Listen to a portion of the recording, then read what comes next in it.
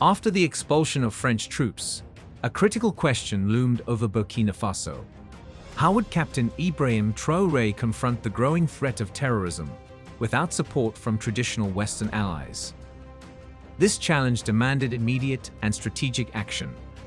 Traoré knew he couldn't rely on Western nations for lethal weapons, drones, or other critical military hardware, not only because of strained diplomatic relations, but due to deliberate Western resistance to arming his government. Faced with these constraints, Traoré made a bold and unexpected move. He announced his intention to forge new alliances, and even realign some that were previously dominated by the West, including Turkey. As a result, Burkina Faso's military now possesses some of the most advanced and deadly weapon systems in the region. In essence, Western efforts to restrict the country's access to military equipment have failed. Burkina Faso is no longer waiting for help. It's taking charge of its own security.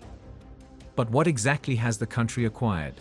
And how does Traoré plan to deploy these new capabilities in a way that has alarmed the West? In a significant step forward, Burkina Faso recently received a new shipment of combat drones from Turkey as part of its efforts to enhance counter-terrorism operations. According to local media and official sources, the Burkinabe military has acquired at least 2 Akanji and 3 TB2 drones from Baykar Technologies, a leader in Turkish defense manufacturing.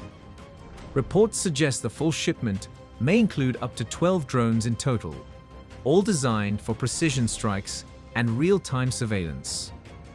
President Traoré has publicly expressed pride in these acquisitions, highlighting the TB2's proven effectiveness in active combat and praising the Akanji model's superior technical capabilities. The expansion of the drone fleet is seen as a game-changer, enabling rapid response missions and sustained aerial surveillance. Defense Minister Kasım Kulibali echoed this sentiment, thanking Turkish President Recep Tayyip Erdogan for the strategic partnership and noting how instrumental these drones will be in monitoring and neutralizing insurgent threats. What many media outlets fail to mention is that this military upgrade wasn't funded by foreign aid. It was made possible through the generosity of the Burkinabe people themselves. Citizens voluntarily contributed donations to help finance the drone purchases, an unprecedented act of patriotism that reflects deep national solidarity in the face of escalating violence. This grassroots support highlights a unified national front determined to secure its sovereignty and protect its people. Beyond drones, Burkina Faso has also expanded its land capabilities. The country has procured Norinco DWMA 300 and 1 fire support vehicles, each armed with 105mm cannons, as well as Norinco CS/SM 181mm self-propelled mortars from China. Analysts observed 6 WMA 301s, along with a WZ-500 and 51 command vehicle, and 8 CS/SM-1 mortars mounted on Dongfeng EQ 2050 tactical vehicles. The deployment of these armored systems significantly boosts the army's mobility and firepower. Interestingly, the Dongfeng-based mortars are not used by any other African nation, underscoring Burkina Faso's unique and increasingly diversified military strategy. This marks just the first of 5 planned military equipment deliveries, as outlined by Traoré during his New Year's address on December 31. To finance its escalating defense needs, Burkina Faso allocated over 250 billion CFA francs, roughly $400 million, to a local bank in March 2023. This fund is dedicated solely to acquiring modern military hardware and strengthening the country's counter-terrorism capacity. According to data from the Stockholm International Peace Research Institute, SIPRI, Burkina Faso has been steadily building its defense capabilities since 2018, receiving helicopters, transport aircraft, armed personnel carriers, and more from a variety of international suppliers. What we're seeing under Captain Traoré's leadership is a fundamental shift in Burkina Faso's defense doctrine. No longer reliant on foreign troops, the country is investing in its own soldiers, equipment, and intelligence systems. The new strategy is clear: self-reliance through tactical partnerships, technological advancement, and national unity. This transformation has undoubtedly unsettled many Western powers, not just because Burkina Faso is defending itself, but because it's doing so on its own terms, and with growing support from its people and non-Western allies. How has Burkina Faso managed to acquire weapons from countries disapproved by the West? Captain Ibrahim Traoré has taken a bold and independent approach to foreign policy, one that prioritizes Burkina Faso's interests over external approval. His strategy is simple: if a country can provide what Burkina Faso needs, it becomes a partner, regardless of its alignment with Western powers. Burkina Faso is no longer a colony. It is a sovereign nation, free to make decisions that serve its own people. In a recent interview, Traoré expressed satisfaction with the growing military cooperation between Burkina Faso and Russia. He acknowledged the crucial role Russian-made weapons have played in strengthening the army's fight against terrorism. This marks a decisive break from former dependency on Western partners who often attached strings to arms deals. Defense Minister Kassoum Coulibaly echoed this sentiment, noting that previous agreements with traditional partners were riddled with challenges and limitations. Now, with greater freedom to choose allies, Burkina Faso is pursuing deals that offer effective, reliable weapons at reasonable prices, with no political strings attached. Coulibaly confirmed that orders from Russia are already underway, part of a larger strategy to ensure access to affordable and dependable military equipment. He emphasized Burkina Faso's right to determine its defense priorities without foreign interference. His visit to Moscow further signaled the deepening military relationship between the two countries. Coulibaly highlighted the long-standing use of Russian arms by the Burkinabe military and stressed the importance of compatibility with their existing arsenal. While transitioning to new equipment poses challenges, Burkina Faso's focus isn't on flashy, state-of-the-art gear. It's on proven, effective weapons that are already battle-tested. In fact, some older Russian weapons, although no longer in active use by Russia itself, are seen as ideal for Burkina Faso's needs due to their rugged design and ease of maintenance, especially Russian helicopters, which have gained praise for their durability in harsh conditions. Earlier, Coulibaly attended the Army 2023 Forum in Moscow, organized by the Russian Ministry of Defense. This visit allowed him to witness firsthand the latest advancements in Russian military hardware, offering valuable insight into practical battlefield applications. But Russia isn't the only country Burkina Faso is working with. Captain Traoré is also building ties with Iran, Turkey, and China, all countries willing to provide military support where Western nations have deliberately withheld it. Western nations, particularly the US and France, have not only refused to sell lethal arms to Burkina Faso, but have gone as far as blocking weapons shipments purchased from other sources. This strategy was intended to weaken Traoré's government and prevent it from stabilizing the country. Traoré shared in an interview with journalist Cyril Marcus Hervé Traoré that unlike Russia, some of these new partners have imposed certain restrictions on arms deals. Iran, however, was highlighted as being flexible, ready to supply weapons tailored to Burkina Faso's needs and financial capacity. The dire state of Burkina Faso's military at one point was so critical that, according to Traoré, the country had to borrow weapons from neighboring states for specific missions, returning them after use. This desperate workaround underscores the urgent need for self-sufficiency in defense. Captain Traoré emphasized the necessity of fast, decisive military action in response to terror threats. He pointed to the readiness of a new intervention battalion formed under the Alliance of Sahel States, which includes Mali and Niger, an alliance born out of shared security concerns and rejection of ECOWAS, which Traoré bluntly declared finished. Add your voice to the total liberation of Africa, by leaving a comment in the comments section below. Do not forget to like and subscribe for more informative videos like this one. Let's proceed. So, what are his long-term plans? This is where Western anxiety begins to surface.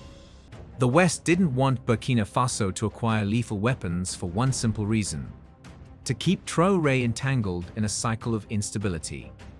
By denying him the tools to fight terrorism, they hoped to prevent him from implementing his broader national vision. But Traoré refused to play that game. Determined to create a capable, independent military force, he is arming the Burkinabe army with advanced weapons and surveillance systems.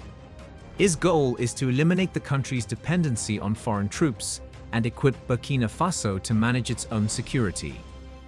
His vision is one of strength, sovereignty, and stability, and it's already reshaping the power dynamics of West Africa. Captain Ibrahim Traoré's leadership is defined by unwavering determination and a deep commitment to strengthening Burkina Faso's national security. Recognizing the urgent need for military modernization, Traoré has launched a sweeping initiative to enhance the operational capabilities of the Burkinabe armed forces. At the heart of this effort lies the strategic acquisition of state-of-the-art weaponry, aimed at empowering the military to address the country's evolving security threats more effectively.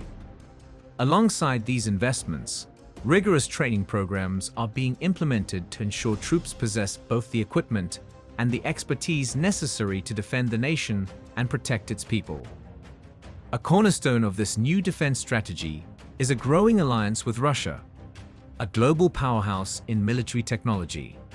By tapping into Russia's expertise, Burkina Faso is gaining access to specialized training and advanced military equipment.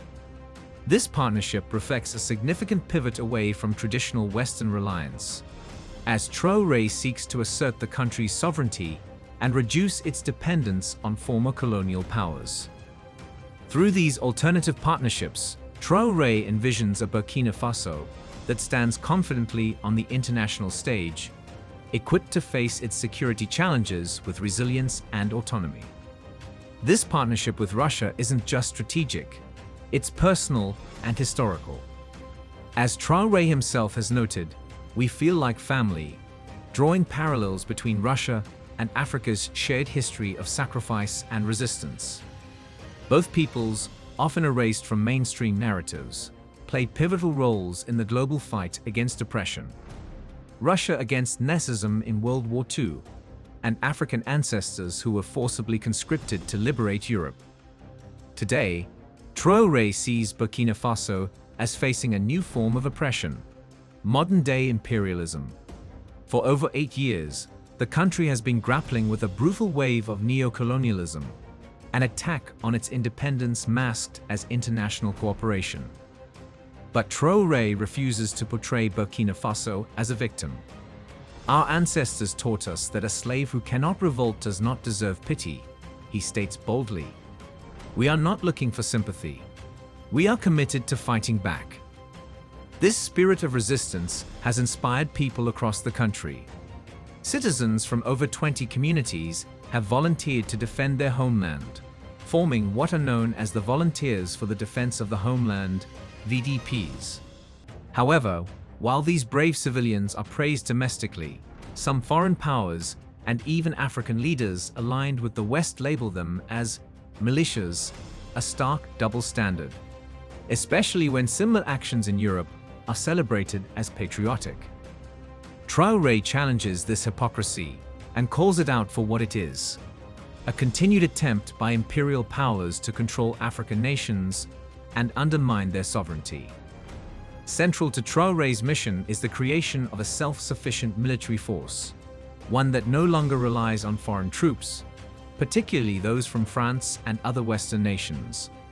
Through homegrown defense capabilities and strategic international partnerships, Burkina Faso aims to reclaim full control over its security affairs, free from outside manipulation or interference. With modern arms, specialized training, and an unbreakable national will, Burkina Faso is ready to confront terrorism head-on. Captain Traoré envisions a future where peace is restored, development flourishes, and terrorism becomes a relic of the past. This vision, however, will not be compromised. Traoré has made it clear he is ready to confront any obstacle, including African leaders who align themselves with foreign interests at the expense of their own people. He condemns those who echo imperialist rhetoric, calling defenders of Burkina Faso militias and questioning their commitment to human rights.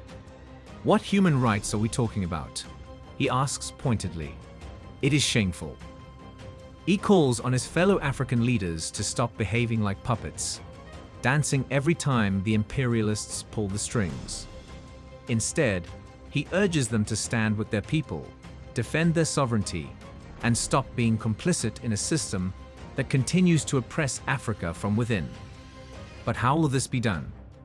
Captain Ibrahim Traoré has crafted an innovative and pragmatic strategy for the future of Burkina Faso, a detailed blueprint aimed at eliminating terrorism and restoring lasting peace and security for its people. At the heart of this vision is the modernization of the Burkinabe military, through both advanced training and the acquisition of sophisticated weaponry from alternative global partners such as Russia, Iran, Turkey, and China. With these critical resources, Traoré envisions a precise and disciplined campaign, one operation at a time, to dismantle terrorist networks across the country. The first phase of Traoré's plan focuses on elevating the skill and combat readiness of the Burkinabe army.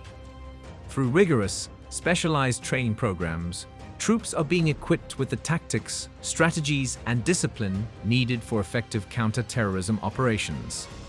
Already, over 100 Russian military officers have arrived in Burkina Faso under the African Call to begin training efforts. This marks a new era for the Burkinabe army, one rooted in professionalism, self-reliance, and technical precision. In parallel with training, Traoré is prioritizing the acquisition of advanced weaponry. Recognizing that Western countries have historically restricted arms sales to Burkina Faso, sometimes even blocking deliveries from third parties, Traoré has turned to countries that are willing to cooperate without imposing political conditions. From drones and surveillance systems to armored vehicles and long-range weapons, the Burkinabe army is being equipped with the firepower it needs to face threats head-on and on its own terms. Once training and equipping are complete, Traoré plans to roll out a series of coordinated, intelligence-driven military operations. These will be carefully targeted, designed to disrupt terrorist command centers, reclaim occupied territories, and dismantle insurgent strongholds. The goal is to operate with surgical precision, minimizing civilian casualties while maximizing impact. This steady, territory-by-territory approach aims to erode the operational capacity of terrorist groups and gradually restore national control. But where was Burkina Faso before this? For decades, the Burkinabe army remained under-equipped, under-trained, and overly dependent on foreign forces, particularly France. This was not an accident. It was strategy. French military operations in Burkina Faso, conducted without coordination with local forces, deliberately prevented the growth of an autonomous army. By withholding access to modern arms and refusing to support genuine army development, France ensured that its military presence would remain indispensable. This dependency served two purposes: to retain control over Burkina Faso's security and political trajectory, to prevent the emergence of a strong, sovereign military capable of acting independently. But all of this began to change with the rise of Captain Ibrahim Traoré. Traoré's decision to seek alternative military alliances, especially with Russia, signaled a radical departure from the status quo. By inviting Russian military trainers and investing in weapons from non-Western partners, Traoré challenged the entire structure of post-colonial dependency. This was more than a tactical shift. It was a declaration of sovereignty. Burkina Faso was no longer willing to be a passive recipient of aid or instruction. It was ready to chart its own course, defend its own borders, and pursue its own interests on its own terms. At the center of this transformation stands Captain Ibrahim Traoré, a young visionary leader whose bold moves have made many in the West nervous. So, what do you think? Can Captain Ibrahim Traoré train an elite army using Russian expertise and advanced weaponry to defeat terrorism in Burkina Faso? Is it possible that the Burkinabe army could become the first in Africa to conduct well-organized, high-impact counter-terrorism operations, reclaiming lost territories and restoring national dignity? Is this the beginning of a new era for Burkina Faso and for Africa? What more should Captain Traoré do to strengthen the army and make Burkina Faso unbreakable? Tell us what you think in the comments section below. We explore the rich history, culture, and the ongoing struggle for sovereignty in Africa. Join us in this important conversation by subscribing to our channel. By subscribing, you're not just staying informed, you're becoming part of a movement dedicated to reclaiming Africa's rightful place on the global stage. Hit that subscribe button and turn on notifications so you never miss an episode. Let's work together to spread knowledge and inspire change. Thanks for watching.